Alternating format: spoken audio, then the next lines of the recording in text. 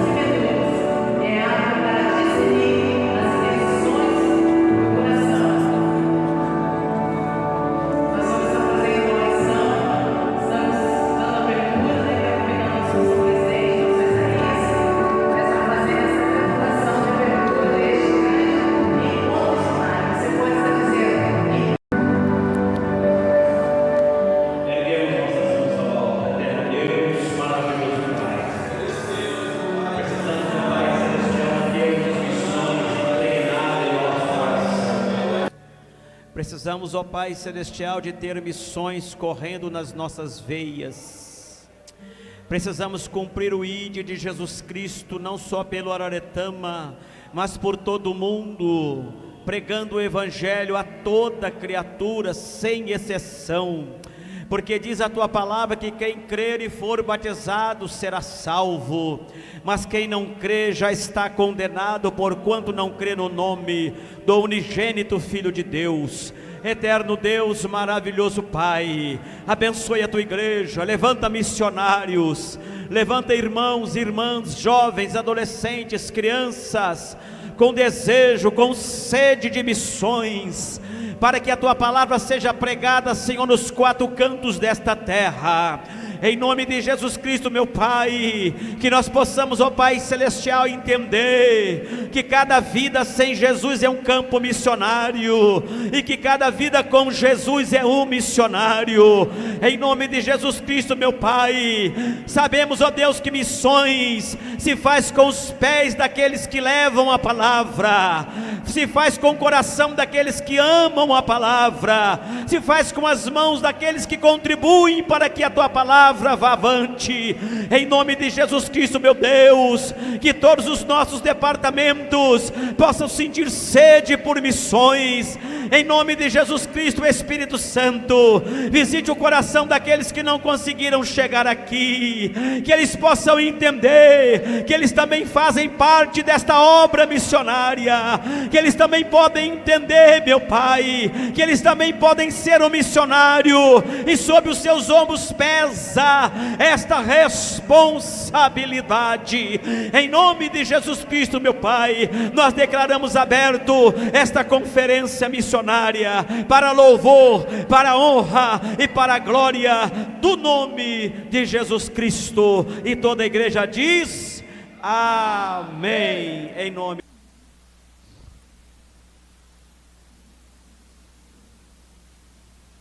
2 Timóteo capítulo 2, verso 9. Pelo qual sofro a ponto de ser preso como malfeitor, mas a palavra de Deus não está. Vamos repetir?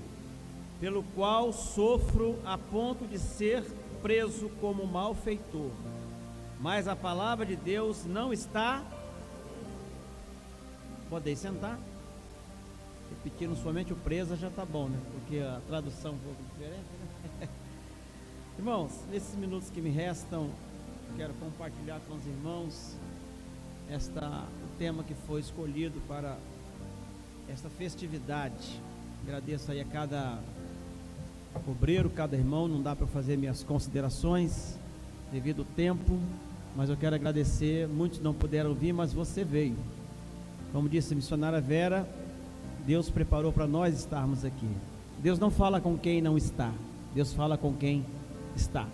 Agradeço a Deus pela vida do Felipe, um jovenzinho que mudou para perto de casa lá, e eu estou trazendo a família para Jesus. Eu achei que ele não vinha hoje, mas eu mandei um áudio lá: Felipe, vão no culto hoje? Ô pastor, pode passar aqui que eu vou.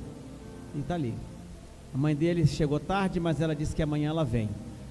Antes de eu entrar aqui no que Deus me deu aqui, missões, né, irmãos?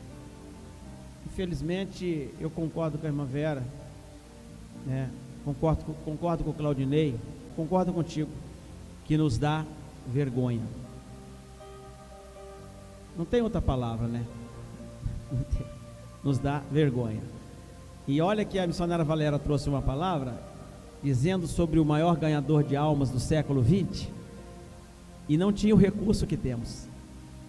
Porque hoje, se você não quer entregar um folheto, se você nem tem afinidade por folheto, se você não gosta de folheto, é um direito, você pode pregar primeiro com a vida. Segundo, você pode pegar o seu celular e mandar um convitezinho aleatório. Se você não gosta, não quer mandar um convite, compartilha pelo menos o folder que foi feito do congresso, né? E manda para frente. Automaticamente você estará convidando alguém. Alguém vai estar vendo, né? Aí entra no que o irmão que nos antecedeu, né? Irmã Vera mesmo. Não podemos forçar, mas se você mandou, alguém vai ver. Então essa é a nossa função, é o nosso objetivo, tá, irmãos? Nesses 3 dias que estamos, hoje não dá mais, mas quando chegar em casa dá para você fazer isso aí, convidar para amanhã. Não podemos fazer um congresso de missões sem termos pelo menos uma alma para Jesus. Fazem-se grandes congressos, gastam-se tanto, trazem pregadores de fora, cantores de fora, investem, mas não tem uma alma. Isto é uma vergonha, dizia Boris Casoy, com a boquinha desse tamanho. Boris Casoy, eu achava interessante aquela boquinha deles ter uma vergonha, pequenininha a boquinha, mas a vergonha era verdade. Então, irmãos, nós precisamos de entender que nós precisamos nos despertar. A vida passa muito rápido. Hoje eu já estou com 56. Estava pensando esses dias, começando essa obra aqui, há 23 anos atrás. Hoje eu estou com 56. Quantos anos eu tinha? 33. Na hora de morrer, né? Jesus morreu com 33, né? Mas Deus me deu a oportunidade de ficar 23 anos. Será que eu tenho mais 23 para frente? Não sei. Essa é a preocupação. Então nós precisamos de entender que a vida passa muito rápido. Ou você faz ou não poderá fazer. Ou você faz agora. Por isso que missões é urgente. Como se faz missões, pastor? Você faz missões contribuindo. Eu não posso ir lá para a Patagônia, não posso ir para lá, não pode. Mas se você der uma oferta, ela vai. Eu não posso, por exemplo, ir pregar o evangelho lá, mas se você orar por eles já estão lá, alguém já está lá. Então nós precisamos de entender que missões precisa envolver toda a igreja. E nós temos aqui o exemplo de Paulo. Paulo escreve 2 cartas a Timóteo. O tema está inserido no capítulo 2, tá? Quando Paulo escreve a primeira carta a Timóteo, Paulo não estava preso. Em outras palavras, ele estava de saidinha, né? Hoje existe a saidinha. Quando Paulo escreve a primeira carta a Timóteo, ele estava numa saída de 2 anos. Ele teve uma liberdade de 2 anos. Dentro desses 2 anos, ele escreve a primeira carta a Timóteo. Quando ele escreve a segunda carta, Paulo agora está preso.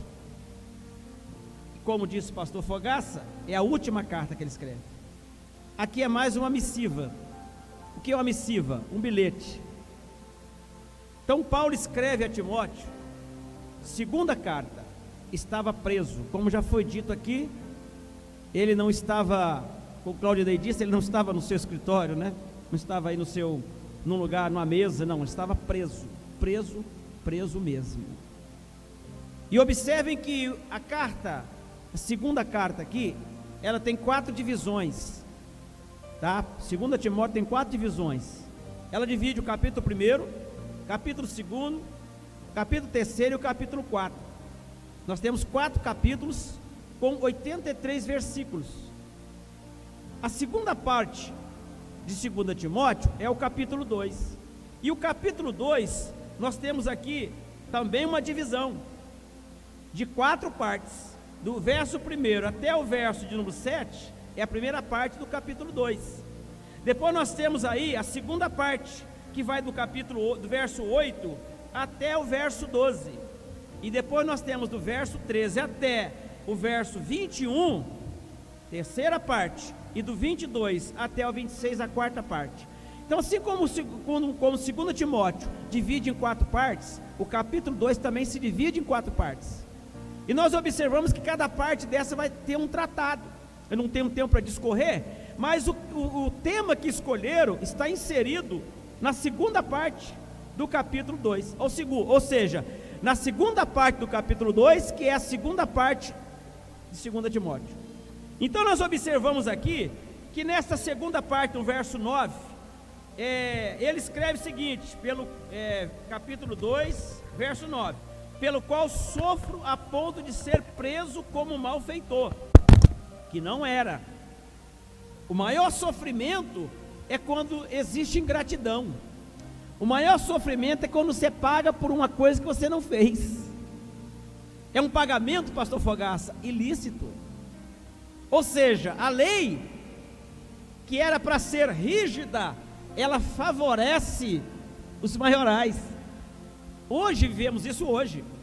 Nós temos uma lei hoje que ela predomina para quem tem, ela predomina para quem pode. A lei precisa ser para todas as pessoas. E infelizmente vemos isso no mundo, não é nem num lugar nem no outro. Tá? Então a gente observa que Paulo, ele estava sofrendo agora, por quê? Porque ele estava sofrendo uma acusação ilícita. Ele estava morrendo pelo Evangelho. Ele estava morrendo por fazer uma coisa certa. Mas vamos lá, deixa eu correr aqui. Então nós observamos que o capítulo 2, tá, de Timóteo, verso 1, diz assim: tu, pois, meu filho, fortifica-te na graça que há em Cristo Jesus. Já foi falado aqui que Paulo estava numa situação complicada. Paulo estava preso, tá? Sem planos futuros, porque uma pessoa presa, condenada à morte, não tem planos futuros. Paulo sabia que ele não ia sair dali. É diferente das pessoas que estão presas e tem um tempo para cumprir. É diferente das pessoas que estão presas. Pastor Fogaça visita muito essa área, né? Prega lá para eles. Tem pessoas lá que tem planos. Quando eu sair daqui, eu vou fazer isso. Por quê? Porque a pessoa está presa, mas sabe que tem um advogado trabalhando e que a pena dele não é perpétua. É diferente dessa situação. Paulo está aqui com a pena perpétua. Qual era o final de Paulo?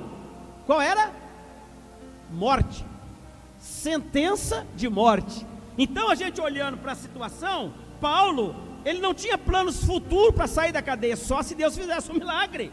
Ele era um prisioneiro sem esperança, sem chance de ser absorvido. Seu destino era a pena de morte.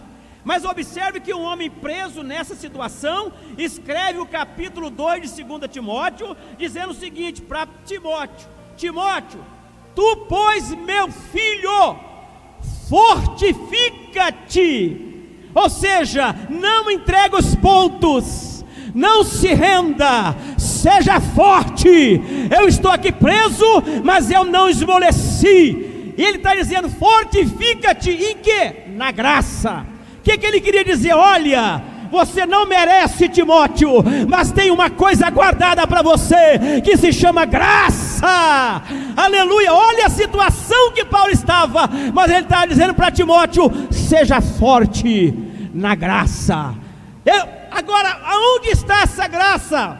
Paulo, onde está essa graça? Ele deu até o endereço: fortifica-te na graça que está em Cristo Jesus. Aleluia. Imagina um homem preso, um homem sem esperança de sair dali, mas dá um conselho para o seu amigo, para o seu filho na fé, Timóteo, e diz: não entregue os pontos, não desista, porque existe uma graça, e ela está em Cristo Jesus. Aleluia. Esta graça que move a igreja, esta graça que nos faz caminhar, é esta graça que faz você conduzir alguém até Jesus. Então a gente observa que um homem nessa situação, mas ele não entrega os pontos. Ele poderia escrever para Timóteo, dizendo: Timóteo, fim de carreira. Timóteo, obrigado por tudo. Obrigado, Timóteo. Dá continuidade ao que eu não. Ele está dizendo: Timóteo, fortifica-te na graça que há em Cristo Jesus. Vou dizer uma coisa para você, Timóteo: eu estou aqui preso, mas a palavra que eu venho pregando, ela não está presa. Timóteo, eu estou aqui preso, eu sou um prisioneiro hoje, mas a palavra que eu preguei, ela está solta. Sopre ela, Timóteo, sopre ela, porque ela vai produzir frutos. Eu vou morrer, mas vidas serão salvas pelo poder desta palavra. Amém? Em poucos minutos, essa é a palavra que eu deixo para vocês. Não desista, não desista, não desista, não desista, não desista. Jesus conta com você. Não desista. Jesus conta com você, adolescente. Não desista. Jesus conta com você, jovem. Não desista. Jesus conta com você, irmã. Não desista. Jesus conta com você, obreiro. Aleluia. Pregues a palavra em tempo e fora de tempo. É a única coisa que você pode fazer. Fora do tempo é pregar a palavra. Eclesiastes 3 diz que tudo tem um tempo. Tudo tem um tempo. Porque debaixo do céu e acima da terra, tudo tem um tempo. Acima do céu não tem tempo, e abaixo da terra também não tem tempo. Aí ele diz que abaixo do céu e acima da terra, nesse espaço aqui, ó, tudo tem um tempo. Mas Paulo diz: pregues a palavra em tempo e fora de tempo. Quando que eu prego fora de tempo? Quando não querem te ouvir. Quando que eu prego fora de tempo? É quando não estão dando ouvido. Quando eu prego fora de tempo, é quando alguém diz: não tem jeito, já fiz de tudo. Pregues, pregues, pregues, porque a palavra de Deus, ela não voltará vazia. Existe um tempo determinado nos anais da história, onde Deus vai mover a situação e o nome do Senhor será glorificado. Mas é preciso eu pregar. Já cansei, já falei. Ele não quer, pregue. Ah, mas eu tenho um filho, e esse filho não tem jeito sim, pregue. Ah, eu tenho uma filha, e essa filha chega tarde em casa, dorme na rua e etc. Acorda, vai lá, ministra a vitória sobre ela, pregue, abençoe ela, porque Deus vai mudar a situação, e Deus conta conosco para fazermos a sua obra. Amém, irmãos? A palavra de Deus não está presa. Aleluia, a palavra de Deus não está presa. Você pode usufruir dela. A palavra de Deus não está presa. Você pode botar ela num aviãozinho e mandar ela. A palavra de Deus não está presa. Você pode botar ela no seu Facebook. Em vez de você revidar uma palavra que falou, pregue a palavra. Use o Facebook para pregar a palavra. Ela não está presa. Você pode pegar o seu WhatsApp, em vez de ficar contando lorota, pregue a palavra. Diga que Jesus salva, liberta, cura, transforma e ainda leva para o céu. A psicologia não pode fazer isso, mas a palavra faz. A medicina não faz, mas Jesus faz. E Ele vai usar quem? Vai usar você, vai usar os seus dedos, vai usar os seus olhos. Enxergue, peça para Deus ungir os seus olhos e ver aonde você precisa semear uma semente, que seja pequena, que seja Jesus te ama, que seja e disse-lhe Jesus, né? Faz igual o camarada que estava evangelizando. Ele evangelizando, e quando pensa que não, ele encontrou uma pessoa ébrio, e ele pegou e deu um folheto para aquela pessoa, e aquela pessoa estava de mal com a vida. Não quero folheto, não quero. Mas ele pegou, insistiu, ele pegou. Quando o homem virou as costas e foi embora, aquele homem que tinha recebido o folheto, pegou o folheto, rasgou o folheto, picou em pedacinho e jogou para o alto, para cima, e saiu excomungando aquela atitude daquele crente. Só que um pedacinho do folheto,